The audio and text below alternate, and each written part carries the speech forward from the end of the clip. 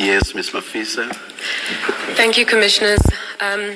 Commissioners, firstly, we'd like to state that the court order that was handed down, not the court order, but the Commission's order that was handed down on the 26th of November last year, stated that we are to appear on the 27th of January.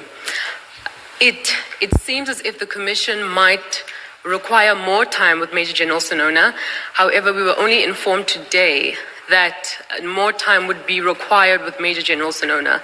On Sunday, in passing, it was mentioned by the Commissioner's attorneys that Major General Sonona would need to be here on the 27th and on the 28th. However, on the 26th, I must mention that I'm led in this matter.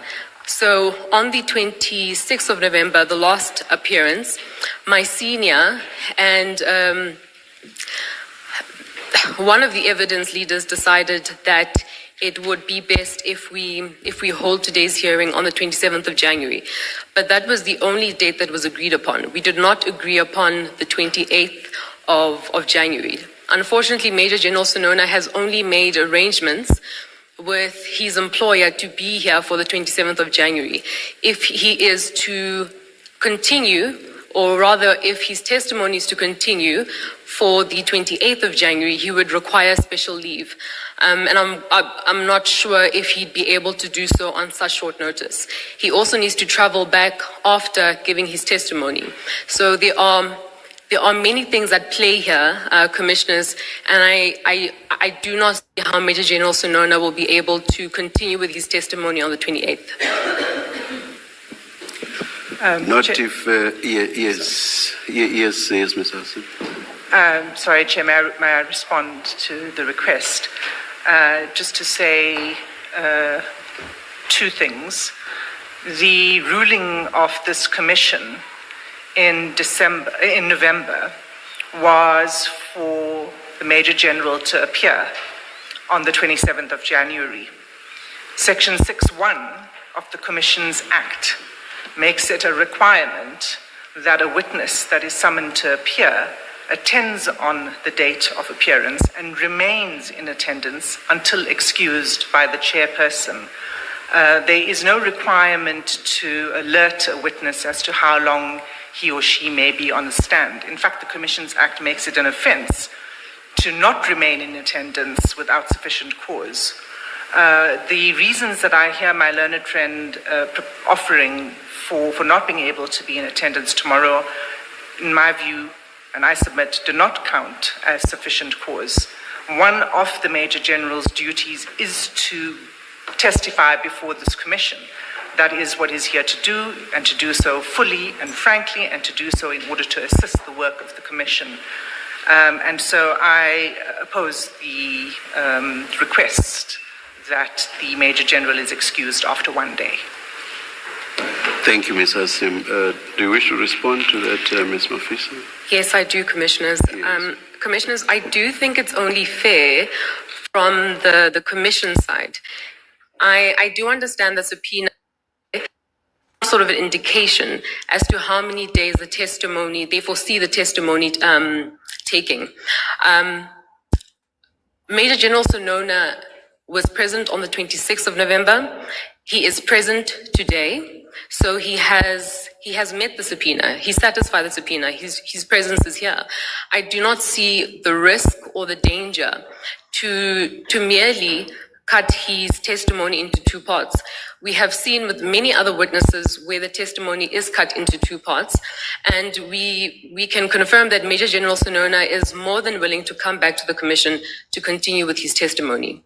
I do think the aspect of him receiving an extension of his leave should also be considered by the Commissioners, because if he were to continue on the 28th of January, we would be placing Major General Sonona in a position of being derelict of his duties. What's crucial in what you said, Ms. Mafisa, is that you are aware that the General is supposed to be here today and beyond for as long as is required to be here to continue with his testimony. That's very important. The General is obviously also aware of that. It was his choice to make leave arrangements just for one day. He could, and I've not heard you suggest otherwise, he could have made those arrangements to go beyond today. Why he chose to do it differently, I have no idea, and you have not explained to us why that is so. I will not be doing a back and forth. I'm now at the stage where we as this commission must make a ruling, and our ruling is going to be in accordance with what the Commissions Act provides, and also in accordance with our direction for the General's appearance.